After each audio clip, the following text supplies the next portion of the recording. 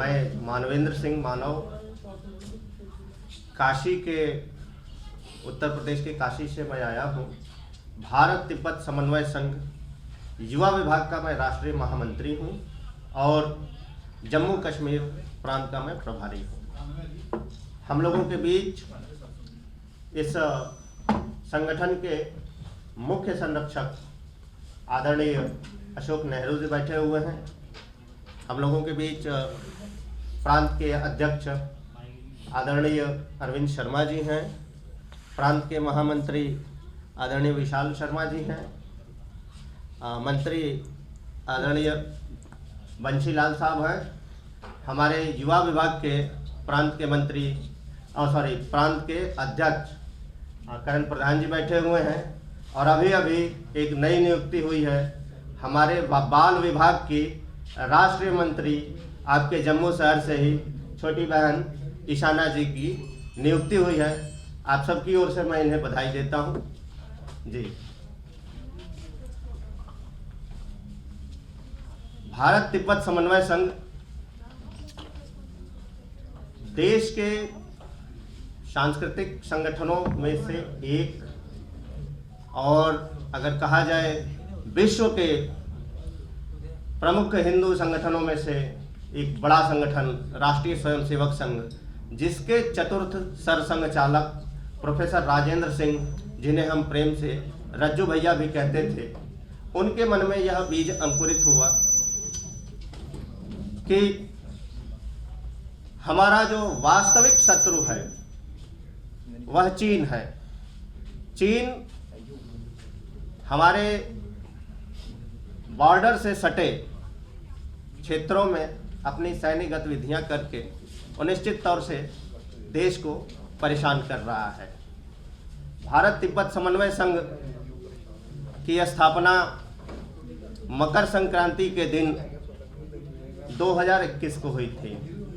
मतलब कि धीरे धीरे यह संगठन अभी मात्र 3 वर्ष का है, लेकिन अब तक इसके 30 प्रस्ताव विभिन्न बैठकों में पारित हो चुके हैं और जिन पर पूरी तरह से हम लोग कार्य कर रहे हैं। और एक जो हमारा प्रस्ताव था आपके जम्मू कश्मीर से संबंधित, बाबा अमरनाथ जी की यात्रा का जो समयावधि घटाई गई थी, तो हमने लगातार, हमारे संगठन ने देश के राष्ट्रपति, उपराष्ट्रपति, विभिन्न केंद्रीय मंत्रियों और 300 से अधिक सांसदों से मिला प्रतिनिधिमंडल हमारा, और हमें सफलता मिली।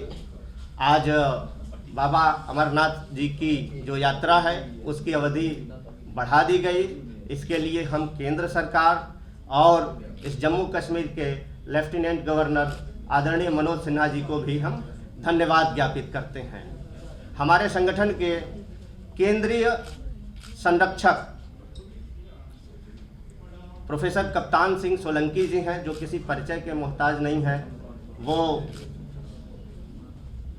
राष्ट्रीय स्वयंसेवक संघ के प्रांत कार्यवाह रहते हुए प्रोफेसर राजेंद्र प्रसाद सिंह उर्फ रज्जू भैया ने उन्हें प्रचारक के रूप में निकाला और उन्हें प्रांत प्रचारक बनाया। संगठन में विभिन्न दायित्वों में आने के पश्चात उन्हें भारतीय जनता पार्टी का मध्य प्रदेश का प्रदेश संगठन मंत्री बनाया गया, जिसमें हमें मध्य प्रदेश में विजय प्राप्त हुई। फिर राजस्थान का उन्हें संगठन मंत्री बनाया गया। 2 बार आप राज्यसभा सांसद रहे और कई राज्यों के राज्यपाल भी रहे। वो हमारे संगठन के केंद्रीय संरक्षक हैं और इस संगठन के केंद्रीय संयोजक जो बाल स्वयंसेवक रहे और रज्जू भैया के बहुत ही निकट रहे, ऐसे आदरणीय हेमंत प्रताप तोमर जी, जिनका केंद्र अभी लखनऊ है, उनके संयोजन में यह संगठन चल रहा है। इस संगठन के मूल विभाग के जो राष्ट्रीय अध्यक्ष हैं प्रोफेसर प्रयाग दत्त जुएल जी, जो अभी देहरादून में रहते हैं और इस देश के मूर्धन्य पशु वैज्ञानिकों में उनका नाम है। मध्य प्रदेश के विश्वविद्यालय में कुलपति भी रहे। महिला विभाग की हमारी संगठन राष्ट्रीय अध्यक्ष प्रोफेसर सुमित्रा कुकरेती जी हैं, जो इग्नू की अभी वर्तमान में प्रो-वीसी हैं और हमारे युवा विभाग के राष्ट्रीय अध्यक्ष, इस देश के रक्षा मंत्री माननीय राजनाथ सिंह जी के छोटे सुपुत्र नीरज सिंह जी हैं। ऐसे लोगों के नेतृत्व में यह संगठन काम कर रहा है। जम्मू कश्मीर की हमारी इकाई आपके समक्ष बैठी हुई है। हम यही कहना चाहेंगे कि जो कैलाश मानसरोवर है वह हिंदुओं का एक प्रमुख तीर्थ स्थल है। देवाधिदेव महादेव का मूल गांव, भगवान गणेश का जन्म स्थान, भगवान कार्तिकेय जी का जन्म स्थान कैलाश मानसरोवर। अगर हम सिख संप्रदाय की बात करें, जो सनातन हिंदू हैं, तो गुरु नानक देव जी की जो 4 प्रमुख ज्ञान यात्राएं हैं, उनमें जिसे हम उदासी कहते हैं, गुरु नानक देव जी की 4 प्रमुख उदासियों में एक जो सबसे बड़ी उदासी है वो कैलाश मानसरोवर की यात्रा है। वहाँ उन्होंने तपस्या की थी। रही बात बौद्ध संप्रदाय का, बुद्ध भगवान विष्णु के अवतार माने जाते हैं, वो भी हमारे सनातन संस्कृति का हिस्सा है।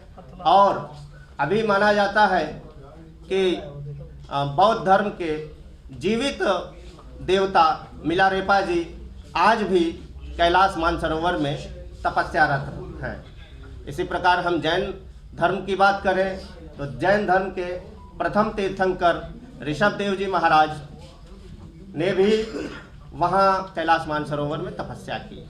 अब कैलाश मानसरोवर हमारा सांस्कृतिक केंद्र है जो आज चीन के कब्जे में है। तिब्बत जो इस विश्व का स्वर्ग कहा जाता है, महाभारत में भी इसका जिक्र है, जिसे हम त्रिविष्टप कहते हैं, कि पांडव महाभारत के युद्ध के पश्चात जब स्वर्ग की ओर प्रस्थान करने लगे, उत्तराखंड से आगे बढ़ते हैं, तो वो स्थान तिब्बत ही था। अपने अपने कर्मों के हिसाब से लोगों के शरीर गलने लगते हैं। अंत में धर्मराज युधिष्ठिर और उनके साथ उनका सहयोगी जो श्वान है वही बचता है। तो निश्चित तौर पर तिब्बत हमारे अखंड भारत का एक हिस्सा रहा है, जिसे साम्राज्यवादी चीन ने अपनी विस्तारवादी नीतियों के कारण हड़प लिया और तिब्बत के सर्वोच्च धर्म गुरु दलाई लामा जी को भारत में शरण लेनी पड़ी और हमने उन्हें शरण दिया। इसका खामियाजा हमें 1962 के युद्ध में भुगतना पड़ा। हमारे हजारों सैनिक शहीद हुए, 1300 सैनिक लापता है, उनका आज भी पता नहीं है कि वो शहीद हुए क्या हुए। तो हमने एक बड़ी त्रासदी झेली दलाई लामा जी को अपने यहाँ संरक्षण देने के एवज में। इसके बाद दलाई लामा जी यहाँ अपनी निर्वासित सरकार चला रहे हैं और वो कहते हैं कि भारत हमारा गुरु देश है और हम उसके शिष्य हैं। अगर उनकी भाषा में कहा जाए तो हम चेले हैं। अभी हमारा राष्ट्रीय अधिवेशन दिसंबर में ही तेजपुर में हुआ था। उसमें तिब्बत सांसद के कुछ सांसद सदस्य भी आए थे और उन लोगों ने अपने मुंह से इस बात को कहा कि भारत हमारा गुरु है और हम उसके चेले हैं, जो दलाई लामा जी के प्रतिनिधि के रूप में वहाँ मौजूद थे। और रही बात जम्मू कश्मीर की, तो जम्मू कश्मीर में आतंकवाद और ये जो ऐसी घटनाएं घट रही हैं, उसके पीछे हमारा यह मानना है कि पाकिस्तान तो एक नालायक, भिखमंगा, असहाय, शैतान देश है जिसके पास खाने के लिए नहीं है। वो क्या कर सकता है? इसके पीछे कहीं न कहीं चीन की फंडिंग है और चीन ही इन सब का मुख्य कारण है। तो मैं जम्मू कश्मीर के लोगों से यह आग्रह करने आया हूँ कि जम्मू कश्मीर को अगर मुख्य धारा में लाना है, विकास के पथ पर और तेज़ी से आगे बढ़ाना है, तो निश्चित तौर पर हमें चीन से बनी हुई वस्तुओं के उपयोगिता पर निर्भरता खत्म करनी होगी और चीन की व्यापार को तोड़ देना होगा। तभी जम्मू कश्मीर में ठीक से खुशहाली आएगी।